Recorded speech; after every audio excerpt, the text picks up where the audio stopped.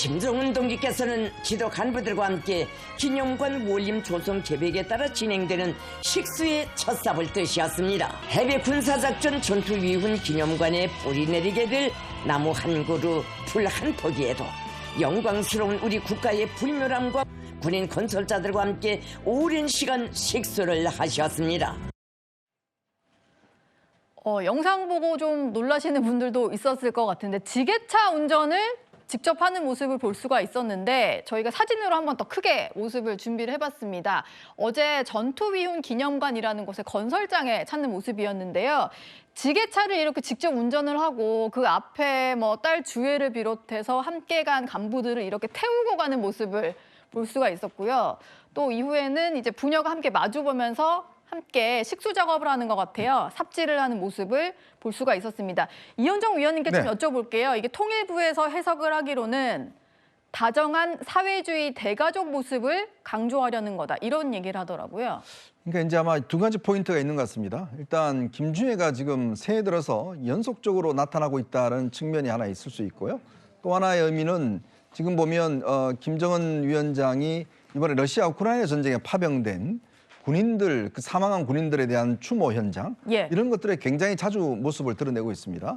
최근에 군인들을 직접 끌어안고 이렇게 다독여 주기도 하고 또 유족들을 초청해서 뭔가 또 선물해 주기도 하고 이런 걸 하는데 그만큼 이 문제가 북한 내에서는 꽤 중요한 어떤 사회적 문제가 되고 있는 거거든요. 왜냐하면 사실 어디 가는지도 모르고 지금 파병이 됐다가 사망을 했는 거 아니겠습니까? 그러면 그 숫자도 꽤 많을 텐데 근데 문제는 이게 돌아왔으면 이 유족들의 불만이나 이런 게 굉장히 많을 거 아니겠어요? 네. 자, 그런 상황에서 이제 이렇게 자꾸 이 김주애를 같이 가는 것은 자, 우리는 한 가족이다.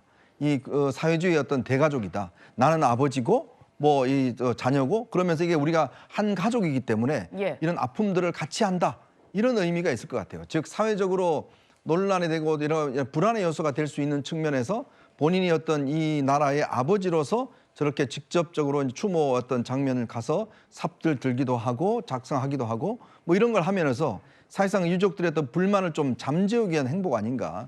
거기에 김주애도 함께 어떤 동반함으로 인해서 우리는 다 같은 어떤 가족이다. 이런 모습을 보여주려고 하는 것 같은데 그만큼 사실은 우크라이나 지금 가면서 1인당 지금 사망 금액이 러시아로부터 금액이 1인당 꽤 많은 금액이라고 그래요. 한 20만 불, 30만 불 정도 된다고 그럽니다. 근데 그게 과연 유족들한테 갔겠습니까? 그렇지 않았겠죠. 본인들만 챙길 텐데 그런 것들을 좀 무마하고 사회적인 어떤 걸 하기 위해서 저런 행보를 직접 하고 있는 게 아닌가 싶습니다. 러시아 파병군을 위한 파병 기념관의 식수를 하는 거였다 보니까 또 공교롭게 어제는 한중 정상회담이 있었고요. 그러다 보니까 북러 간의 어떤 혈맹을 좀 강조하는 행보 아니냐 이런 해석도 있는 것 같아요. 김진우 특보 보시기엔 어떻습니까? 북러 간의 밀착을 좀 강조하기 위한 행보였을까요? 저는 한중 정상회담의 날짜에 맞춘 게 아닌가라는 생각이 듭니다. 물론 사전에 예정이 되어 있었겠지만 또 한중 정상회담도 사전에 저희가 예고를 한 부분이 있기 때문에 아마도 중국이 한국 측과 좀 가까워지는 모습을 보이면 중국에게 시그널을 좀 보내야 될 필요가 있는 거 아닌가? 우리는 그러면은 러시아와 혈맹의 모습으로 보여주겠어 이런 메시지를 좀 주고자 했던 측면이 있는 것 같고요. 그래서 맞불의 성격을 좀 강하게 연출하려고 했던 것이 아닌가? 지금 저 식수하는 곳이 좀 전에도 말씀 주셨습니다만 해외 군사작전에 나갔다라는 건 이번에 우크라이나 전쟁에 같은 거잖아요. 러시아군에 파병된. 그렇죠.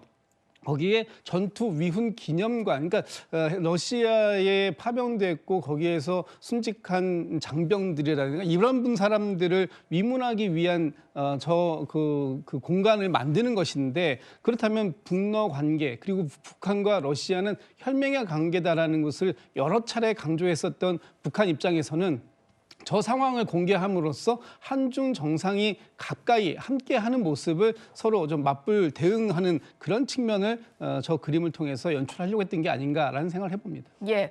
그리고 연말 연초에 계속 김주애와 함께 동행하는 모습을 볼 수가 있었는데 지금 13살인 김주애가 또 취하는 교정을 하고 있다는 것 같아요. 정혁진 변호사님께 좀 여쭙겠습니다. 아무래도 뭔가 치열이 고르지 않으면 좀 어려 보이기도 하고 덧니가 있으면 특히 그렇잖아요. 이 교정을 하는 것도 뭔가 후계 구도에 있어서 좀 이미지를 좀 싣기 위한 이런 걸로 봐야 될까요?